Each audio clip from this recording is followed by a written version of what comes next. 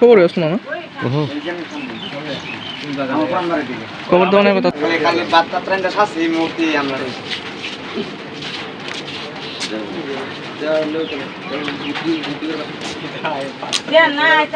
কতদিন যাবো এই গণেশ নামে? 1 মাস। আপনার এখানে এলাকার মধ্যে এডিএস টিম নাই, ওই ভলান্টিয়ার নাই? আয় না। আর বন দপ্তরের স্টাফ আয়নি? ফরেস্টার স্টাফ ডিউটি দেয়।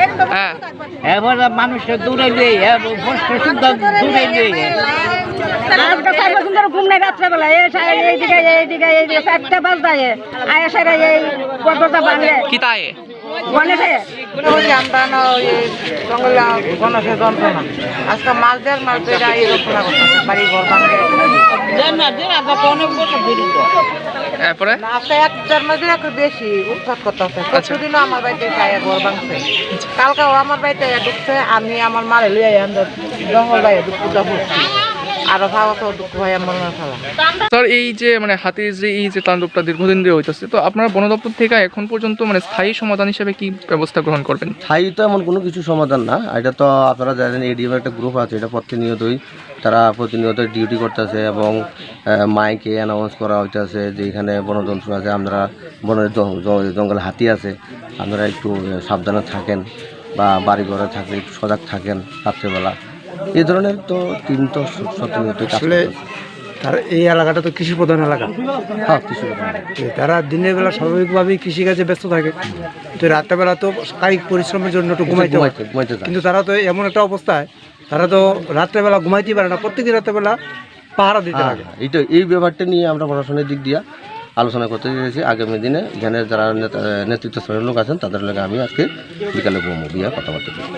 এটা আমরা যেটা চাইছি এটাই সলিউশন। এখানে একটা ক্যাম্প লাগে, তো তারা চাইতেছে একটা ক্যাম্প, আরও কিছু ভলেন্টিয়ার চাইতেছে, তো আরও কিছু ভলেন্টিয়ার তারা নিব। আর চাইতেছে আরেকটা জিনিস হলো গিয়া যে এখানে একটা ক্যাম্প যেটা থাকবো, এটার মধ্যে আমরা স্টাফরা থাকবো, ভলেন্টিয়াররা থাকবো। এখানে যে বিট অফিসার আছে তাই এই জিনিসের মনিটর করবো কন্টিনিউয়াসলি, এবং ম্যাক্সিমাম দিন এখানে মিলে বিট অফিসারও ডিউটিতে পার্টিসিপেট করবো। ঠিক আছে, টুটন দেবনাথ হচ্ছে বিট অফিসার, আর তেলিয়ামরা বিট, এটা তেলিয়ামরা বিটের প্রকাশন হিসেবে ইনক্লুড হয়েছে। তো এখানে টাইমের দায়িত্বে থাকবে এই ক্যাম্পটা।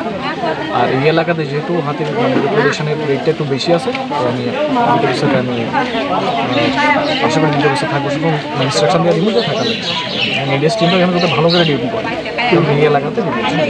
তো ক্যাম্পটা কি মানে অস্থায়ী থাকবে নাকি মানে দেখেন ডাইরেক্ট স্থায়ী তো ক্যাম্প না, অস্থায়ী ক্যাম্প মানে যতগুলি ক্যাম্প আছে সবগুলি ক্যাম্প টেম্পোরারি অস্থায়ী। যে এখানে যেমন আজকে মানে যে সারাউন্ডিং এরিয়া যেটা আছে এটার মধ্যে ঘটনাটা বেশি হইতেছে, তো আজকে এরিয়াতে এখানে ক্যাম্পটা থাকবে।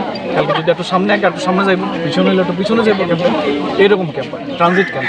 মানে কয়টা ক্যাম্প হবে? একটা ক্যাম্প? এখানে একটা ক্যাম্প, কারণ এখান থেকে প্রায় 1 কিলোমিটারের মধ্যে একটা ক্যাম্প আছে। ভলেন্টিয়ার্স আছেন এখানে? এখানে আগে 5 জন ভলেন্টিয়ার আসছিল। এখানে যেহেতু রিপোর্টেশনটা বেশি, তো পঞ্চায়েত থেকে যে মানে ডিসিশন হইতেছে এখন মন্দিরবাবু আছেন এখানে, তো তাই নিয়ে কইতেছেন যে এখানে আরও কিছু লোকের দরকার আছে, তো তারা রেজলিউশনের মাধ্যমে আরও যারা ভলেন্টিয়ার নিয়োগ করলে এখানে হাতির রিপোর্টেশনটা কম হইব, তো তারা নিয়োগ করা হইব 3-4 জন বা 5 জন। Please subscribe Borok Post for latest news and updates.